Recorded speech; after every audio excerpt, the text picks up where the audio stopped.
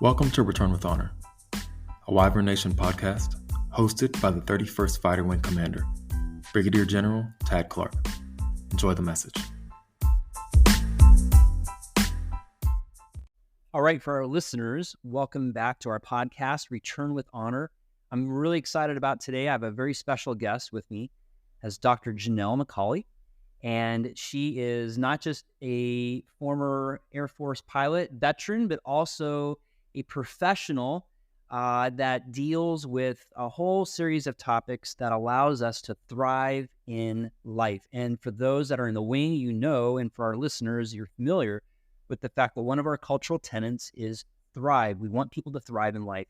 Jannell, can you talk to us a little bit about what your message is and how it fits into thriving? Absolutely. I'm so excited to be here on your podcast today and share this message. So I think when most people think about how they are managing their daily lives, they don't really think about the fact that what we're really doing is we're trying to optimize our space inside the stress and stimuli from our environment. And what ends up happening is because of the world we live in today, we tend to look at it from a surviving perspective. And I think that's why a lot of people will feel like, gosh, when I describe my life, it feels like I'm just treading water every day, right? Like I'm kind of managing one moment to one moment or stressful moment to stressful moment. And I just need to get to the end of the day and then it like starts all over again. And most of the time it's because if our brain wasn't front loaded with some psychological skill sets, it's going to default into that survival mode, right? It's going to scan for threats. It's going to see things as overwhelming or threatening, even when they don't need to be, right? It can be as simple as like the driver that cut you off in the morning, or just oversleeping, by sheer minutes. And then it sets the trajectory of your whole day, in a different direction, or even just a post on social media you see that somehow makes you feel inadequate or judged, right? Those things can really put you into that survival mode. And so every other interaction you have throughout the day, you just feel like you're kind of grunting through it instead of thriving through those moments. So what I help people do is two things. First, I help them build awareness because most of the time we slog through the day and then make decisions that later we feel regret over, right? I didn't mean to get all upset at my child or my colleague, or I didn't mean to, feel stressed over something that hasn't even happened to me, right? It's 3 days away and I'm going to worry about it today. And so a lot of that is done without our awareness because we're highly distracted as human beings. So I teach people how to gain awareness of their space inside the stress they encounter. And then I help them develop what I call psychological flexibility so that you can adjust to the changing environment that you're in as different things, stimulate your stress response to go off. And so that we can really manage our way and optimize into what's called eustress, which is the good kind of stress, the stress that helps us get our edge and do the hard things, instead of just surviving in this space of distress. So it's about gaining awareness and then building psychological skill sets so that we can start thriving rather than surviving. No, I love that. That's really powerful. I know that's something that's really relevant for our listeners, for our airmen. So when I did the introduction, I mentioned that you were in the Air Force. Could you share with our listeners a little bit about how you came to this realization and perhaps experiences in your Air Force allowed you to start thinking about this more seriously, where now you're spending time going from base to base and talking with airmen about these types of things? For sure. It was really, this whole idea was developed out of self-necessity, if I'm being honest. I felt like I was struggling, even though from the outside looking in, I had everything that I probably ever wanted. In some moments of my life, I had a great family. I was a military spouse. My husband had a thriving career as well. 2 great kids, and I was hitting all the career milestones. However, I found myself feeling lost and burnout more than I was feeling joyful and thriving. And at the same time, the Air Force sent me back to school to get my PhD. And when you get a PhD, you study some kind of strategic, big thought-provoking problem.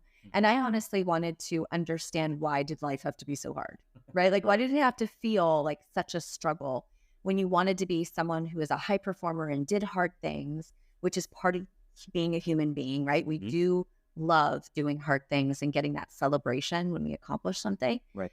However, why did that have to also equate to sacrificing health and relationships? And so that really was what I was in search of. Like, what was the missing ingredient?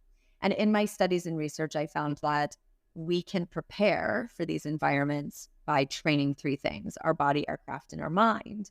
And the mind was something that was like an aha moment, because no one throughout the 15 years at that point I'd been in the Air Force had ever told me, are you preparing your mind for the hard things you're doing? And those hard things can be by choice or by chance. I am joining the military. I'm going to do hard things, but I also am going to face adversity in my life. Everybody is. So when I prepare with these psychological skill sets, when I train my mind, I'm prepared for both circumstances. And that was what was eye-opening for me, because it's not part of our normal training. I think we have a capability gap. And so that's what set me on the mission to start to introduce these topics to others. So I started as a squadron commander and it had such a powerful effect in my own life that I wanted to share it with others. And so that's where I started. We built a culture around training our minds, being more connected, being more present, thriving instead of surviving.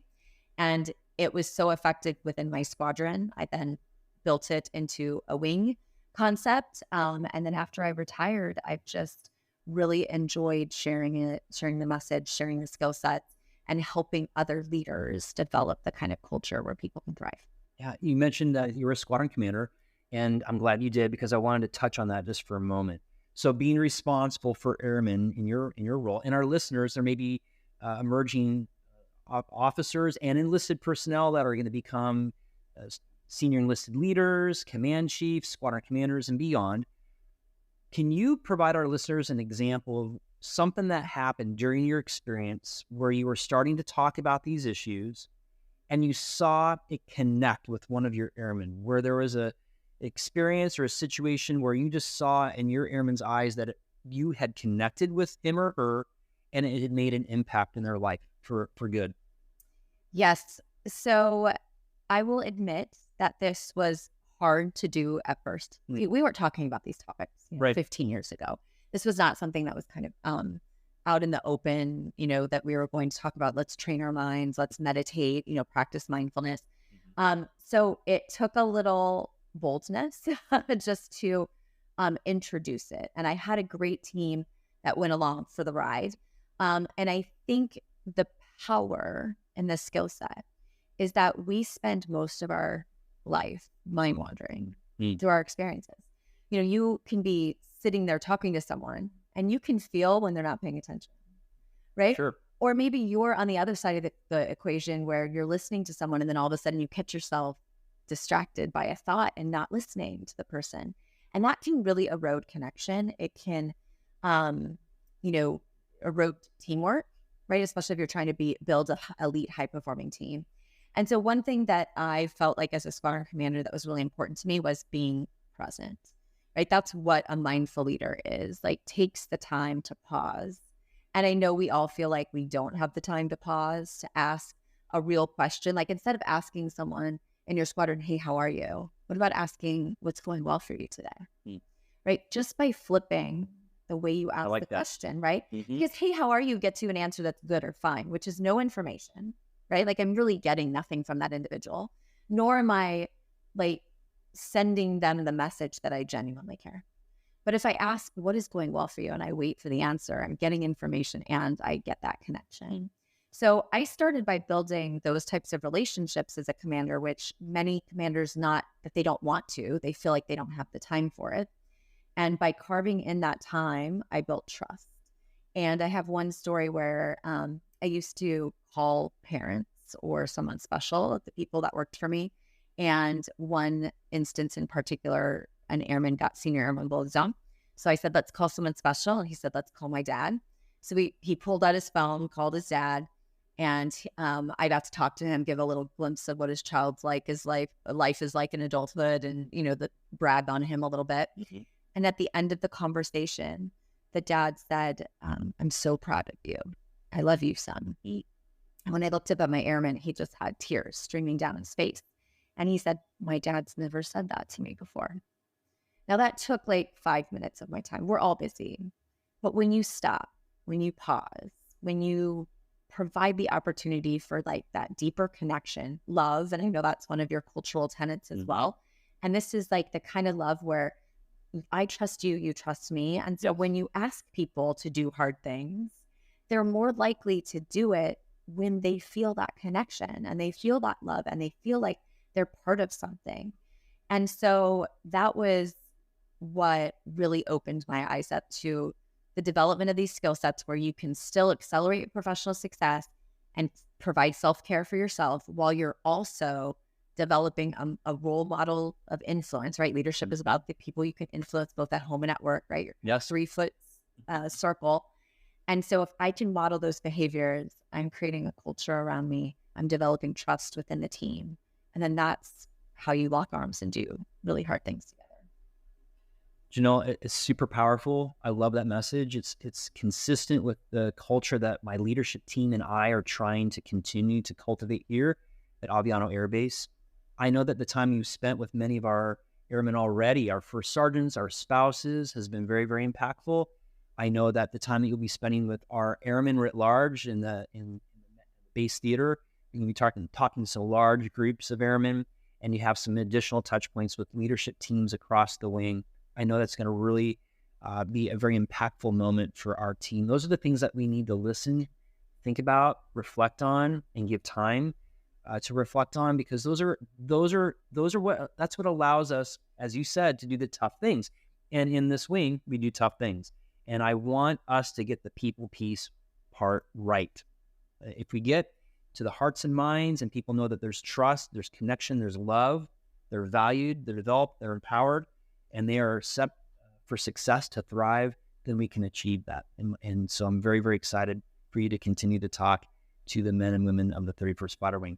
So before we wrap it up, could you give our listeners one takeaway that they can put in their back pocket and reference either later today, down the road? Yes. So the quickest way to just start integrating the concept of psychological flexibility and building this idea of training your mind is to create a pause, which I know goes against a lot of our culture, which is hustle, hustle, hustle, eventually burn out, and then like take a day of recovery. What I'm asking people to do is to build in their recovery into their high performing space, right? So it looks more like you're working hard, you recover, you work hard, you recover, and you do it in an upward trajectory. And the way we can integrate that daily recovery is by creating space for like self-reflection and a pause before making an maybe emotional overreaction to a scenario. Right. So I would just ask, when you feel like your heart racing a little bit and butterflies in your stomach and you're getting anxious about something that's going on in your life, and it could be as simple as that traffic and, hitting every red light when you're on your way to work, or your kids that are running late and creating some angst in your life, like just think, go to the cloud. That's the phrase. And what I mean by go to the cloud, I want you to just stop, take like a single deep breath before you react to the situation. And hopefully you can change what could be that emotional overreaction into a more rational response, because that's what I think we're missing. We're missing a pause for most of us, and how we let our thoughts drive our behaviors, right? Sometimes our thoughts are not the most productive, and they will lead us to those situations where like, why did I say that or do that? So that's my quick, easy thing that people can start right now. Just think, instead of making an overreaction to something, go to the cloud, stop, take one deep breath, and then try to make a rational decision. That's perfect. That's a great place to stop. I know for a fact that there's someone listening right now that is speaking right to them in this moment. So thank you very much again, Dr. Jannell MacAulay, visiting the 31st Fighter Wing, the men and women of what we call Wyvern Nation here at Aviano Air Base. Thank you so much for your time. Thank you so much for having me and for investing in your airmen this way. Yes.